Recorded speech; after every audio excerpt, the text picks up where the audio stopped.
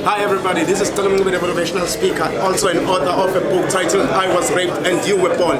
Tonight we are here to speak to people, telling them that if you cannot accept it, change it. If you cannot change it, accept it. So I hope and believe that White Media Africa, as it does its good work, will promote this event as it does to other events. We thank you very much for sponsoring the event. We thank you very much for your availability. Keep well and continue doing well in the community. Thank you.